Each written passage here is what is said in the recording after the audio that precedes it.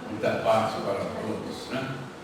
Inicialmente quero agradecer a casa, ao Zé Roberto, mas essa oportunidade de poder aqui comparecer para trazer uma mensagem desse Evangelho que Jesus deixou para nós e Kardec fez de uma forma muito fácil para nós podermos entender.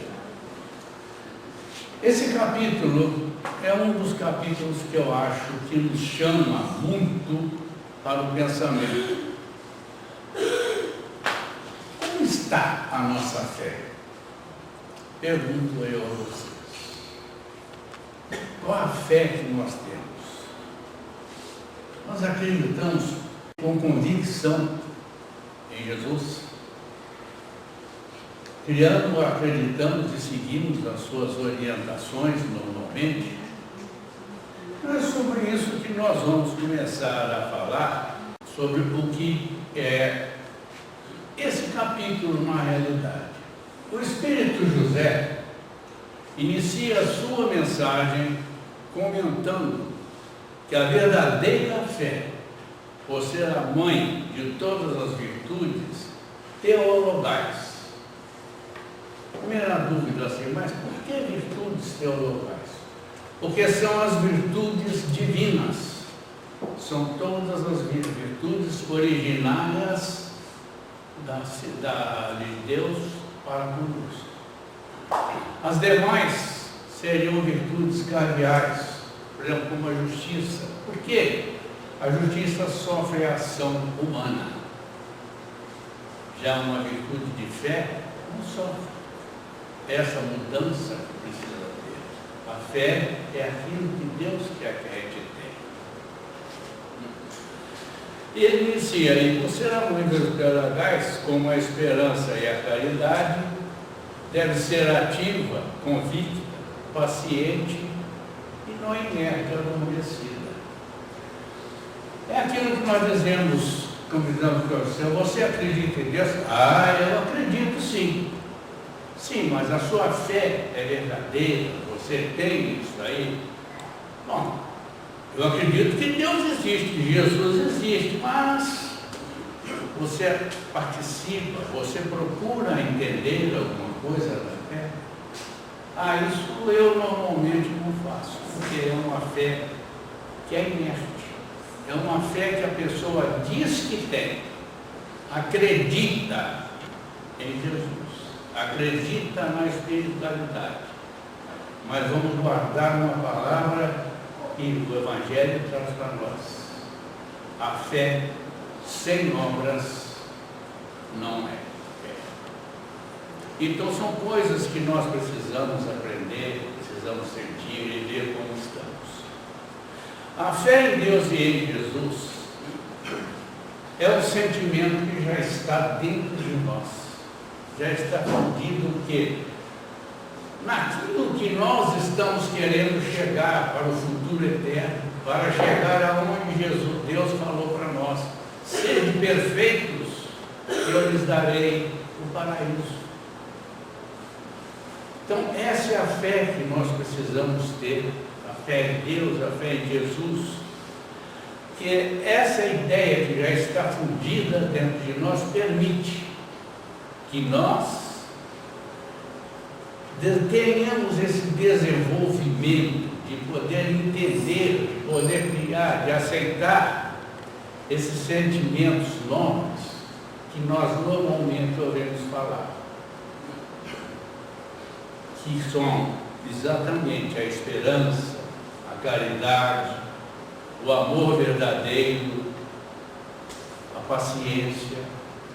Essas são virtudes teologais. Se nós pegarmos o Evangelho e lermos todos, vamos ver que Kardec colocou todas as explicações delas em momentos importantes, explicando exatamente o que elas são. Porque essa semente desses sentimentos que nós temos, elas já estão na nossa essência espiritual. Quando nós nascemos, que nós escolhemos o que queremos fazer quando reencarnados, que nos é decidido, permitido escolher se nós temos a intenção espiritual de seguir para o bem. Essas sementes já estão colocadas. Nós vamos ver mais à frente que elas vão influenciar o livre-arbítrio. O livre-arbítrio, o que é? Vem dessas sementes. Se eu estou convicto, se eu a tenho dentro do meu espírito, eu vou chegar e vou procurar sempre o caminho correto. Eu vou entender corretamente o que eu tenho que seguir, o que eu tenho que fazer. Porque elas vão permitir que tudo isso que nós estamos aprendendo, que nós estamos fazendo, vão permitir que nós regeneremos todas essas faltas que nós estamos trazendo para reencarnarmos, para aprendermos a corrigi-las. Então elas estão vindo já conosco para que nós aprendamos. São essas faltas do pretérito que nós tivemos no orgulho, no egoísmo, na vaidade, na ganância, que tivemos em fases pretéritas, esse sentimento. E isso já vem conosco no nosso, quando nós nascemos e quando nós começamos. Para nós espíritas, a esperança e a fé, a esperança e a caridade deve estar numa relação de progressão lógica. Qual é essa progressão? O que eu quero trazer? Se eu tenho, eu acredito, eu vou procurar me melhorar. Eu vou procurar sempre o sentido maior. Eu vou crescendo a minha fé de acordo com a proporção que eu vou aprendendo, que eu procuro entender, que eu procuro ajudar, que eu procuro fazer. Então, é isso que a fé vem trazer para nós, né? Nós ampliamos como? Através dos estudos. Ou nós somos simplesmente aquele espírita que entra por aquela porta e vem aqui tomar o passe. Ou nós somos aquele espírita que chega quando precisamos fazer uma sopa. Ah, isso eu não faço nem em casa, não vou fazer aqui não. Então são coisas que nós temos, que nós sentimos e precisamos fazer. A casa oferece a oportunidade do crescimento, mas nós simplesmente não fazemos, não aceitamos, porque a nossa convivência com os princípios de esperança, com os princípios de caridade, vão surgir exatamente no momento em que nós aceitamos compartilhar com o quê? Com o mandamento que Jesus deixou para nós. E qual é esse pensamento? Amarás a teu próximo, a teu Deus, com todas as forças do seu coração, com toda a sua alma, com todo o seu conhecimento. E ao próximo como a si mesmo. Então aí resume tudo o que nós precisamos fazer. Porque se nós queremos crescer, se nós temos fé, nós temos a esperança de um dia atingirmos o objetivo. E nós vamos atingir esse objetivo através da obra, através do trabalho. Ah, mas é só a caridade? Caridade não. Os trabalhos na casa. Não é só a esmola é o mínimo que eu posso fazer como caridade. Porque a caridade que eu vou fazer, eu tenho 2 ouvidos, eu tenho 2 olhos, eu tenho uma boca. Então eu vou saber ouvir, eu vou saber falar, eu vou saber ver o que eu preciso fazer. Essa é a caridade que nós temos que fazer, que é isso que Jesus e o Evangelho diz para nós. A nossa fé é quando nós atingimos esses objetivos. ela, por ser um sentimento inato, ela já vem conosco, em todos os indivíduos, ela é desenvolvida de acordo, como eu já falei, pela subjetividade do livre-arbítrio. Porque se todos têm a mesma oportunidade perante a espiritualidade, vão todos renascer para poder crescer, para poder ver aquilo que eles fizeram de errado, que nós fizemos, que nós temos que seguir a caminhada e melhorar. Se essa oportunidade existe, porque está inata em nós, e nós temos o livre-arbítrio, e chegamos aqui, eu falo assim, mas eu vou seguir esse caminho aqui, e não esse. O caminho do bem é muito chato. O caminho do bem me diverte. O caminho do bem, não, pelo amor de Deus. Então são coisas que nós temos para poder ver e temos que sentir. E é isso que nós vamos ver. E baseado no livre-arbítrio, nós temos dois tipos de fé para poder seguir. A primeira, que é a fé raciocinada. É a fé que eu tenho, está apoiada na razão, na inteligência, e o que a torna paciente, confiante, lógica, compreensiva e convicta, de que no futuro, que eu não sei quando, eu vou atingir. E ela nos permite que quando eu tenho essa fé, que eu pego um evangelho, que eu vou ler o evangelho, ela me permite que além de ler, eu posso aprender, eu vou ver qual é o sentido do que Jesus deixou. Para isso ele deu as parábolas. As parábolas, se nós tivermos paciência para olhar, toda parábola tem 2 ou 3 mensagens embutidas. Eu vou citar uma para vocês, que na realidade vocês já conhecem provavelmente.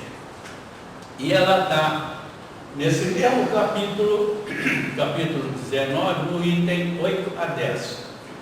E ela se chama Parábola da Figueira Seca.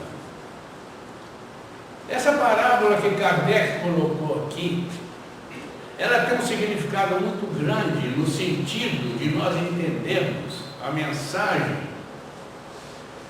que Deus deixou para nós, para poder entendermos o que nós temos que fazer e o que é. É aquela mensagem que serve para nós procurarmos o sentido da parábola. Kardec faz um comentário, mas se nós olharmos, é o que eu estou falando, nós achamos outros sentidos. Eu vou ler aqui a parábola rapidamente, para vocês lembrarem. E ao outro dia, como saísse de Betânia, teve fome, e tendo visto ao longe uma figueira, foi lá a ver se acharia alguma coisa. E quando chegou a ela, nada achou, senão folhas, porque não era tempo de figos. E falando-lhe, disse: nunca mais coma alguém de ti frutos. E no outro dia pela manhã, ao passarem pela mesma figueira, viram que ela estava seca. E Pedro então disse a Jesus: olha, mestre, como secou a figueira que tu abençoaste. Aqui já tem a primeira coisa que nós temos que pensar. Vocês acham que Jesus ia amaldiçoar algo do Pai? Então é preciso pensar. Naquela ocasião, uma palavra que tinha vários significados, o vocabulário era curto. Então esse amaldiçoado que ele fala aqui é um termo que Pedro usou, mas que não tem significado. Porque Jesus continua e diz para ele: tende fé em Deus, pois é verdade vos afirmo, que todo o que disser a este monte, tira-te e lança-te ao mar, isso sem hesitar no seu coração, vai conseguir. Isso está em Marcos, no capítulo 11. Então é um termo que nós temos que pensar. Eu aqui faço uma outra coisa. Eu, estudando essa parábola, lendo, eu vi que a mensagem traz para nós o ciclo da vida. O ciclo da vida. Como? Vamos ver. Um vegetal, para crescer, quando é cultivado, começa o quê? Com uma sementinha. Essa sementinha vai para a terra, aonde ela vai pegar o adubo, vai pegar os nutrientes e começa a crescer. E nós? E o homem, o ser humano? Começa como? Uma sementinha chamada embrião, que vai estar aonde? O espermatozoide fecundar o óvulo e já está no útero da mulher. O que ele recebe lá? Os nutrientes para poder crescer. Bem entendido. Eu disse que são semelhantes. Todos têm o seu tempo, todos têm a sua sequência. Mas todos vocês vão ver que é a mesma coisa. E esse vegetal começa a crescer, vai crescendo, até que ele rompe a terra e nasce. Ele germina e começa a aparecer. E o óvulo começa a crescer também dentro do útero materno. Vai chegar também numa época em que vai nascer. Então vocês veem, seres vivos seguindo o mesmo caminho. Ela começa, o vegetal continua crescendo. Com o tempo aparecem as primeiras folhas. E ela continua crescendo. E a criança? Começa também a crescer. Vai crescendo, vai aprendendo, vai sendo ensinado pelos pais. E vai crescendo. E começa a dar as primeiras folhas também. Como? Vai para uma escolinha, tem a liberdade e vai fazendo. O vegetal continua. Aí começa a aparecer as folhas e os frutos. E a criança vai crescendo, vai apresentando, começa a estudar, começa chegando aonde? A se formar e ter uma sequência. Começa a dar também os frutos. Então vai dando a sequência. E eles vão tanto um como o outro crescendo. Enquanto dá frutos aqui, aqui também vai dando. Casa, tem os filhos, tudo isso vai crescendo. Até que chega um tempo em que falta o néctar. Começa a faltar a seiva. O vegetal começa a regredir e para produzir pouco. Chega também a uma certa idade, começa também a não produzir. Para chegar no final, a finalidade é a mesma. Acabou. Ah, mas Jesus queimou aquela lá, derreteu. Ele mostrou que isso pode acontecer e vai acontecer. Como? Através do agricultor. Quando ele não dá mais frutos, o que o agricultor faz? Tira, corta, para onde? Vai dando, vai chegando, a idade vai chegando, e nós ficamos numa situação até também apagarmos. Então vocês vejam, o que tem nessa mensagem? O ciclo da vida. Aí vocês vão falar assim, mas os pássaros não são a mesma coisa. Será que não? O macho fecunda a fêmea. A fêmea tem um ovo dentro dela. sai com embrião, vai para o ninho, a fêmea chuta e tem um ciclo de vida. Então, o ciclo da vida que Deus deu para nós, deu para os seres vivos. Então, são coisas que nós temos que pensar. Veja essa mensagem. Está aí. Mas vamos falar assim, mas nem todo, como é que fica? A árvore não tem. A árvore precisa também ter uma fêmea, uma árvore fêmea, um macho. Que através das abelhas, através dos insetos, através do beija-flor, vai fecundando, vai trazendo os povos. E ela vai crescendo. Então é uma mensagem que eu achei que está incluída, que Jesus ensinou aos seus discípulos, como é o ciclo da vida. Não sei se vocês vão concordar, mas é a minha visão dessa parábola. Porque Emmanuel diz para nós também aqui, raciocinada é a verdadeira crença, vai atingir o futuro final através do quê? Das suas afiliadas, como tem o título. Emmanuel afirma para nós, fé é guardar no coração a certeza iluminada de Deus, com todos os valores da razão tocados pelo perfume do bom sentimento. E o que Jesus falou para Pedro? Acredita em Deus. É isso que nós temos que fazer. É nos chamando a atenção que nós vamos lá e vamos conseguir atingir. Porque a outra fé é a fé cega. É a fé que nada examina, simplesmente aceita o falso e o verdadeiro, sem a devida avaliação racional das evidências. Não se preocupa com o futuro e pode vir a gerar o fanatismo. Por quê?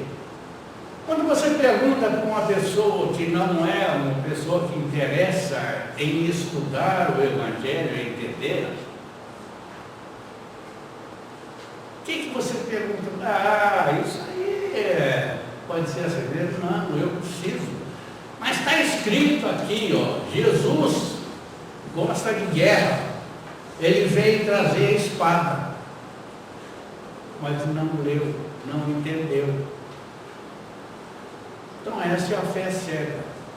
É a fé que na realidade, daquele que não sabe o que quer, que não tem interesse em nada, que não procura entender o porquê que ele nasceu e ainda critica quem produz. É essa fé que os nihilistas, os descrentes, os ateus, eles têm. Acreditam no materialismo, acreditam no poder do ter. Eu tenho, eu sou bom. Eu tenho tudo isso que eu preciso. Veja, você segue a sua religião e não tem nada. Será que não? É a pessoa materialista. É a pessoa que está aqui simplesmente para viver, para aproveitar. Quantos de nós temos amigos que chamamos para vir, vamos hoje assistir uma palestra, não, hoje é sexta-feira, é dia do happy hour. Então prefere o happy hour. São situações que vão acontecendo. Essa é a fé cega.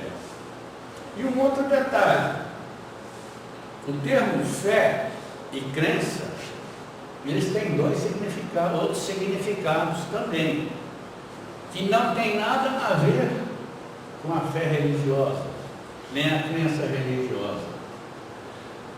Acredito que muitos de vocês já foram ao cartório, pediram um atestado, pediram uma procuração. Como é que é o final? E por estar tudo certo e acordo, eu assino e dou fé. Essa é uma fé material.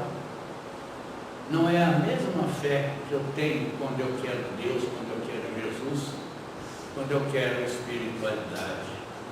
Porque quem já desenvolveu a fé verdadeira, ou está procurando desenvolver, tem a responsabilidade de demonstrá-la em suas atividades cotidianas. Eu vou ter que anunciar? Não. Mostra através do respeito ao próximo. Mostra através do seu modo de ser. Dê um exemplo. Seja firme nas suas afirmações. Mas não vai ser assim dizendo. Então é isso que nós precisamos ver. Quem tem. É isso que eu quero dizer. Em suas atividades. Nós somos honrados muitas vezes. Inclusive, quando estamos dentro do trabalho da Câmara, lá dentro da sala, numa reunião, que a gente está recebendo um espírito, está discutindo lá uma reunião mediúnica. E se nós não temos um hábito, o que eles costumam falar? O que você está dando palpite para mim se você está errado? Quantas vezes? Eles estão vendo também os nossos sentidos, os nossos trabalhos, o que nós temos que fazer. Então a nossa fé é que tem que ser mostrada com amor, com segurança, com carinho, porque só assim é que nós vamos progredir no nosso crescimento e no nosso aprendizado. E aí eu faço uma outra advertência que eu vi isso acontecer. Um outro centro que eu frequento. É importante que estes que ainda não estão convictos dela evitem emoções ou sentimentos negativistas. Em outro centro que nós somos procurados por uma pessoa, por várias pessoas que vieram dizer que não acreditavam porque tinha visto fulano falou aquilo, falou não sei o que tem lá, e mentiu para cá, e não sei o que está lá, e ele não segue o que tem que fazer. Então precisamos tomar cuidado com isso aí. Por quê? Porque se essas pessoas que ainda não estão convictas de que têm a fé, de que acreditam, que entram simplesmente num templo, ou entram aqui numa nossa casa para poder ver e não estão convictos, qualquer palavra negativa que eles possam ouvir, eles vão desistir. Por quê? O desânimo poderá conchegar eles. Porque eles estão atrás de exemplos. E nem sempre todos aqueles que vêm à nossa casa, vêm a alguma casa procurar ajuda, vêm convicto de que é isso que quer. Quantos deles, muitas vezes, nós estamos numa porta, a pessoa chega, já está na hora do passe? Aí você explica o que ela tem que fazer. Não, mas eu vim para tomar o passe porque me falaram que é bom. São essas coisas que nós temos que saber. Saber explicar. Se convidamos uma pessoa, vamos explicar. Vamos relatar para ela exatamente o que acontece. Que ela vem, ela não está convicta, ela não sabe daquilo, ela não entende o que é a fé. Ela ouve falar que Deus morreu na cruz para salvar todo mundo. E, no entanto, ela não avalia. Ela não entende, não faz nada. E Chico Xavier deixa para nós uma grande mensagem, quando ele diz assim: onde há fé, há amor. Onde há amor, há Deus, e nada a derruba. Porquanto fé não é quando tudo está dando certo, mas sim quando a tempestade está caindo e as portas se fechando, sua cabeça bagunçando, o coração apertado, as lágrimas rolando no seu rosto, e você firme como uma rocha, confiando no Senhor Todo-Poderoso, porque sabe e nenhum mal lhe atingirá. O Chico Xavier, em palavras simples, ele dizia muita coisa para a gente. E é isso que nós precisamos pensar. É isso que nós precisamos sentir. O que nós queremos com a nossa fé? É simplesmente dizer que eu sou espírita? Não. São coisas que nós precisamos muitas vezes sentir. Porque a fim de tornarmos certo o futuro incerto, porque nós ainda não sabemos do nosso futuro, nós queremos, mas nós não sabemos, mantenhamos a fé ativa. Porque a esperança é fruto da crença na promessa de Deus. E a caridade da prática amorosa do presente. Então são coisas que nós temos que sentir e pensar. As obras existem, os trabalhos existem, os estudos existem. O que nós queremos? Tudo está aí à nossa disposição. Porque a nossa fé chegou num ponto. Porque a história nos mostra a evolução da fé desde o período anterior da primeira revelação. A primeira revelação, todos sabem, Moisés. Antes de Moisés receber o decálogo, as criaturas tinham a crença politeísta. Elas adoravam tudo: o fogo, a água, o bicho, o vulcão, seja lá o que for.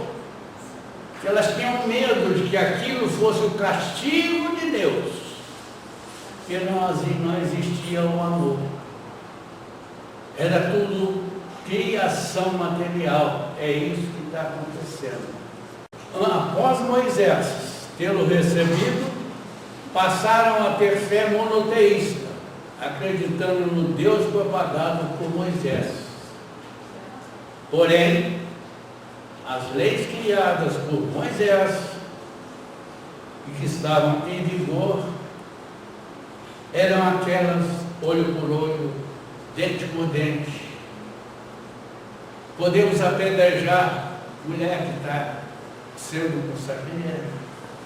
Tudo isso era acontecido no tempo de Moisés, apesar de já existirem os profetas. Mas os profetas ainda não tinham a palavra tão forte. Não podiam dizer. Com o nascimento de Jesus, veio a segunda revelação, que ensinava a verdadeira fé na existência de um Deus único, infinitamente justo e bom, de um reino de igualdade pessoal e de vida eterna. Isso é o que Jesus pregava. E eles começaram a ter a ideia de que era o verdadeiro Jesus, o verdadeiro Deus que precisava. O mestre orientava que para se obter esta fé era necessário ter esperança no futuro, que o amor e o perdão ao próximo eram o caminho primordial a ser seguido. E ele próprio demonstrava caridade, efetuando curas indistintamente. Ele não escolhia quem que ele ia curar. Ele não perguntava se acreditava em Deus ou não. Ele simplesmente agia, ele fazia. E a nossa caridade, como é que nós fazemos? Nós vamos procurar, esse aí eu não posso dar não, ele é católico, ele não é espírita. Esse aí é crente. Eu critico, eu julgo, eu olho a parte que não devo olhar. É onde eu volto ao Evangelho. Nós somos lembrados constantemente disso, pelos trechos do Evangelho. É onde nós temos que aprender a ler o Evangelho e a apreender aquilo que nós temos que saber. Que ele aqui diz isso. Ele sempre demonstrou o caminho certo para nós seguirmos. Infelizmente, nem todos naquela ocasião acreditavam nas palavras do Cristo, mas aqueles que a aceitavam permitiram, inclusive, serem mortos, serem julgados na arena, porque acreditavam no que ele estava falando, acreditavam no Deus único, acreditavam que seriam salvos. Essa era a fé que eles tinham. Será que nossa fé chegaria nesse ponto de nos deixarmos julgar para os leões?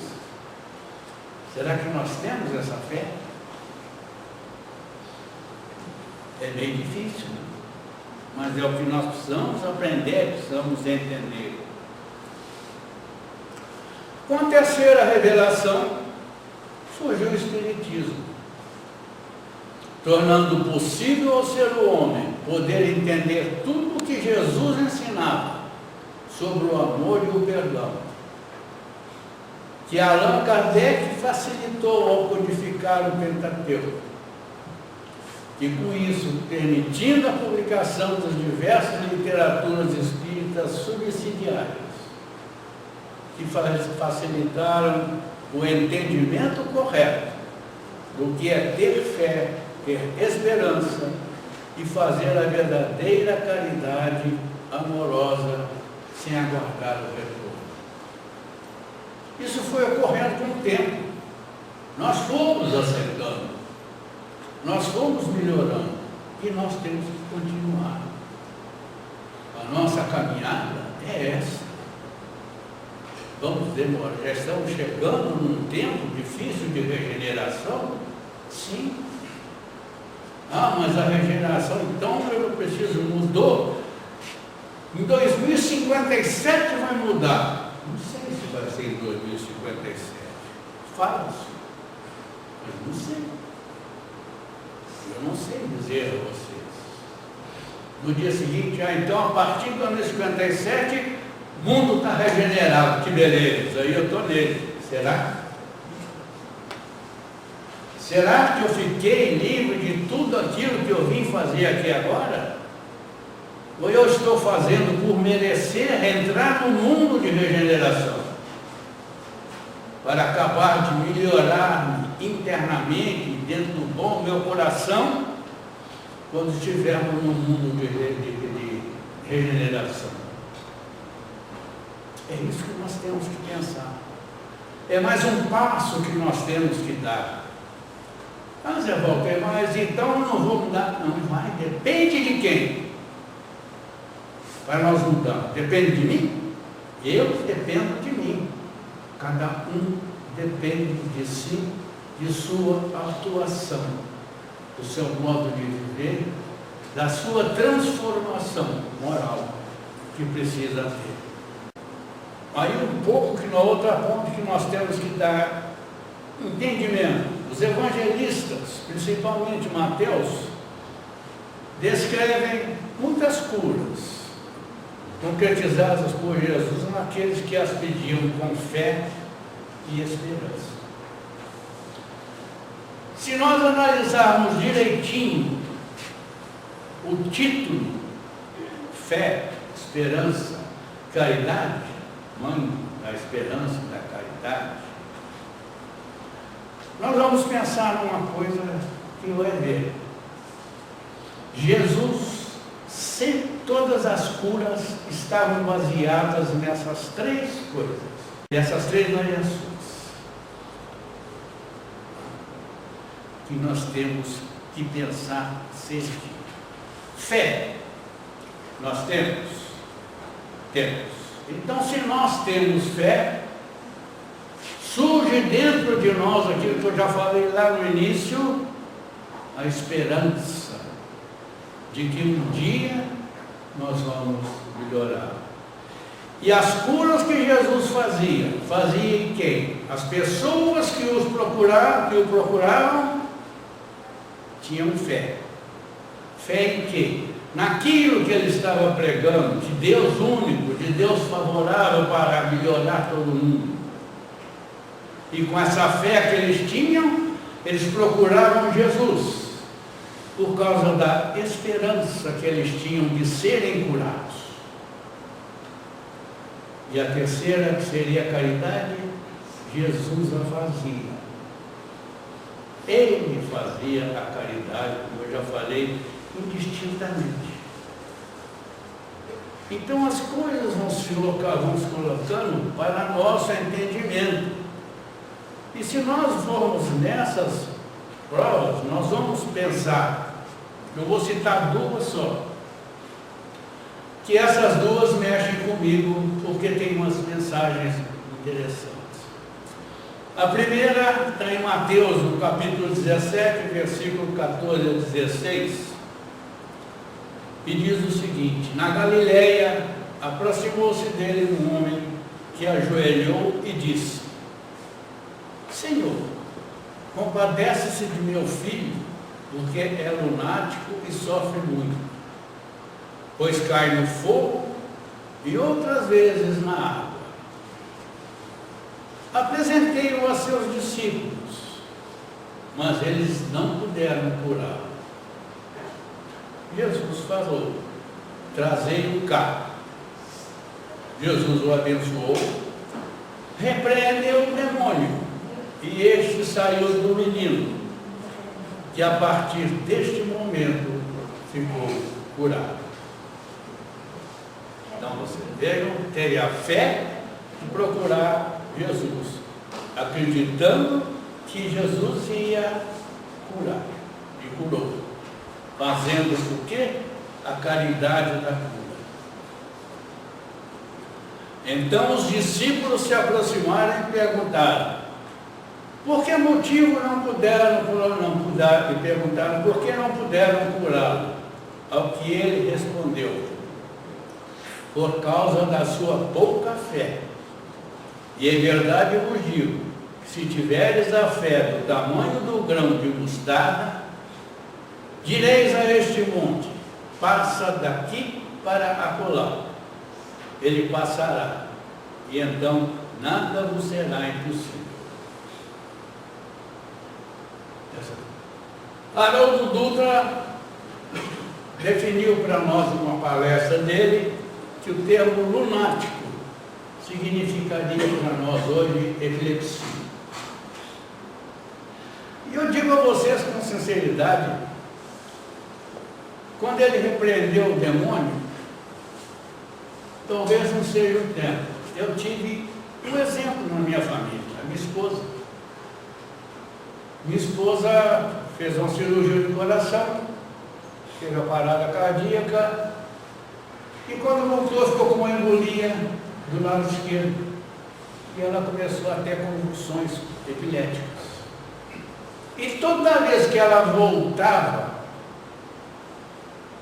ela virava para a gente e falava assim: cadê meu pai? Você é meu pai? Vocês vejam, estou citando isso, que é quando ele fala, mas tinha um demônio? Poderia ser um outro espírito que estava lá junto. Então são coisas assim que tem. Então essa epilepsia pode ter algo agregado que nós precisamos tomar cuidado. Este é um dos exemplos de cura que muito me chama a atenção. O outro está em Mateus também, no capítulo 8, versículo 5 a 13. Em Cafarnaum, aproximou-se dele um centurião. O centurião era um chefe, era um militar das líderes de Roma, que tinha muito poder de fazer. Eles tinham muito poder, ou seja, eles tinham 100 soldados que eles centuriam por causa disso. 100 soldados sobre as ordens dele. E ele chega, pede a Jesus: Senhor, o meu servo jaz em casa paralítico, sofrendo terrivelmente de dor. Jesus disse: vamos à sua casa, irei curá-lo. E o soldado respondeu: Senhor, não sou digno que entreis em minha casa, mas apenas dizei uma palavra, e o meu servo será curado, pois também sou um homem sujeito à autoridade, tendo soldados às minhas ordens, e se digo a este, vai, ele vai, e se digo ao outro, vem, ele vem, e a meu servo, faz isso, e ele faz. Então, Jesus responde a ele. Jesus, ouvindo isso, fica admirado e responde: com ninguém em Israel encontrei tamanha fé. Vai-te e seja conforme a sua fé. E naquela mesma hora, o servo ficou curado. Então é por isso que eu digo, o título já mostra para nós o que Jesus sempre fez aqui para nós. As nossas curas, mas eu não sentimos cura assim. Se nós orarmos com tranquilidade, com fé, com amor, pedindo ajuda a Jesus, Ele está sempre do nosso lado. É uma coisa que nós muitas vezes não acreditamos. Só que tem um detalhe: o nosso tempo é hoje. O tempo de Deus e o tempo de Jesus. É no momento em que nós merecemos. É no momento em que Ele disser para nós: agora vai. Porque se nós não tivermos fé, nós pedimos e o quê? Vamos brigar com Deus? Eu pedi a minha cura, mas o Senhor não me deu, e agora? Então são coisas diferentes. É o que nós temos que pensar, temos que ver. A fé é tudo o que nós possuímos e precisamos para a nossa caminhada correta. Tudo está ligado a ela. Todos os nossos momentos. Todos os nossos sentimentos. Se nós chegarmos hoje à noite e deitarmos, vamos fazer uma prece à fé para nós. Agradecendo o dia de hoje. Agradecendo o momento que nós estamos tendo. Agradecendo o que nós passamos, o que nós temos. A leitura que foi feita antes, o filho que vocês têm, está aí. O que vocês fazem por eles? O que nós estamos aproveitando do Evangelho? Será que eu só leio? Ou eu nem leio o Evangelho? É a nossa vida. Ali Jesus colocou tudo o que nós precisamos, tudo o que nós temos que fazer. Basta que nós leiamos para aprender. Não simplesmente ler como a gente lê um romance, mesmo um romance espírita que lê. Não. Vamos ler para aprender e colocar em prática. Nenhum de nós é melhor do que o outro. O que nós precisamos fazer é aprender a amar. Porque a fé é subjetiva. A fé é de cada um. Ninguém dá fé ao outro. Ninguém. Nós adquirimos, ou eu creio, ou eu não creio. Não existe meia dúzia. Hoje eu creio, amanhã não. Não existe. Outros relatos de cura vocês poderão encontrar nos livros da Gênesis, as obras póstumas, Céu e Inferno. Tudo isso lá tem um monte de curas que vocês vão procurar entender. O que Jesus irradiava. Se nós avaliarmos direitinho a cura da mulher hemorrágica, aonde ela simplesmente tocou no manto de Jesus e se curou.